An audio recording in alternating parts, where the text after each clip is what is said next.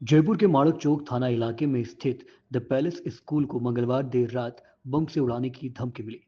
धमकी मेल के जरिए दी गई है जिसमें लिखा है, द पैलेस स्कूल के कक्षा 4 से 7 के क्लासरूम और टॉयलेट में 2 TNT आईईडी विस्फोट होने वाला है। 1:45 तक सभी बच्चों को बाहर निकाल लो। बम निरोधक दस्ता, एटीएस और डॉग स्क्वाड की टीम मौके पर पहुंची और सर्च किया।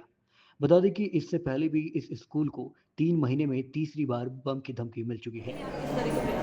ये सबसे पहले मैं क्लैरिफाई करना चाह रहा हूँ कि एक अभियान नहीं है, ये लगातार जारी करेंगे। हमारा एक नया इनिशिएटिव है, क्योंकि जब तक हर नारी, हर बालिका सुरक्षित नहीं है तो हमारा काम कंप्लीट नहीं होता। चाहे वो हाउसवाइफ हो, चाहे वो कोई बिजनेस एस्टेब्लिशमेंट में कार्य कर रहा हो, कभी चाहे वो कॉलेज स्टूडेंट हो, स्कूल गर्ल, सबके सुरक्षा, सबका सेंस ऑफ सिक्योरिटी,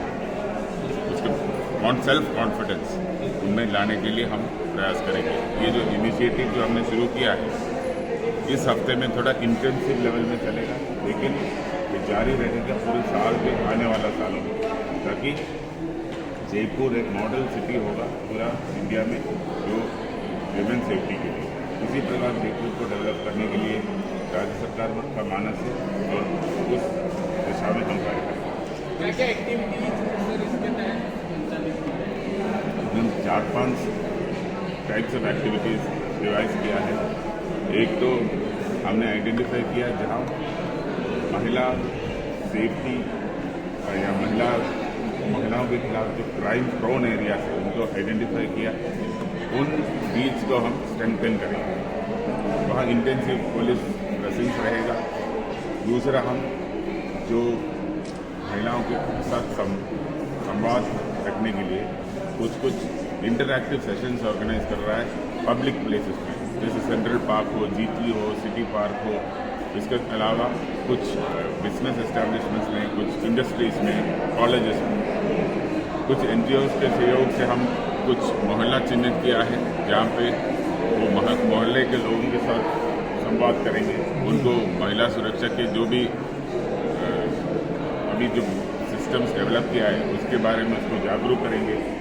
कई जगह पे हम देखा है महिलाओं के साथ, बच्चों के साथ अपराध होता है, लेकिन वो रिपोर्टिंग वो नहीं होता है, अंडर रिपोर्टिंग होता है।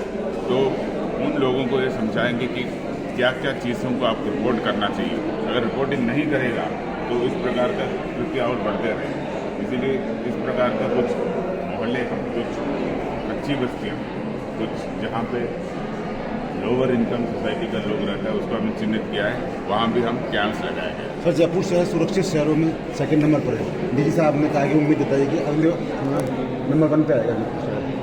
ये भी कोशिश है, लेकिन हमारा सबसे जो राज्य सरकार का मानस ये है कि जयपुर शहर महिला सुरक्षा की दृष्टि से इंडिया का एक मॉडल सिटी के रूप में बनाया जाए, वो हमारा प्रायोरिटी है।